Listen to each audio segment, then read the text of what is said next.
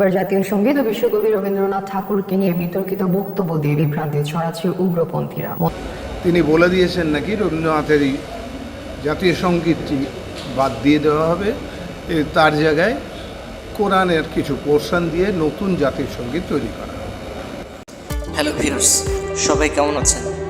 তো প্রধানমন্ত্রী পদত্যাগের সাথে সাথে বাংলাদেশের জাতীয় সঙ্গীত পরিবর্তন করার কথা উঠে এসেছে গণমাধ্যমে। সেখানে জানা যায় কবিগুরু রবীন্দ্রনাথ ঠাকুরকে অসম্মান করে তার লেখা বিখ্যাত জাতীয় সঙ্গীত আমার সোনার বাংলা আমি তোমায় ভালোবাসি এই জাতীয় সঙ্গীতটাকে বাদ দেওয়া হবে এবং কোরআনের কিছু পোর্শন দিয়ে বাংলাদেশের নতুন জাতীয় সঙ্গীত তৈরি হবে বলে জানা গেছে। একসময় জানা গিয়েছিল বাংলাদেশের সঙ্গীত শিল্পী নোবেলও নাকি বাংলাদেশের জাতীয় সঙ্গীত পরিবর্তন নিয়ে কথা তুলেছিলেন। তিনি বলেছিলেন কবিগুরু রবীন্দ্রনাথ ঠাকুরের জাতীয় সঙ্গীত বাদ দিয়ে জেমসের গাওয়া আমার সোনার বাংলা আমি তোমায় ভালোবাসি এই গানটা জাতীয় সঙ্গীত করতে, কিন্তু তখন তার কথা কেউ মূল্যায়ন করেনি। কিন্তু নোবেলের বলা আমার সোনার বাংলা আমি তোমায় ভালোবাসি এটা বাদ দিয়ে অন্য একটি গান জাতীয় সঙ্গীত হবে বলে জানা গিয়েছে।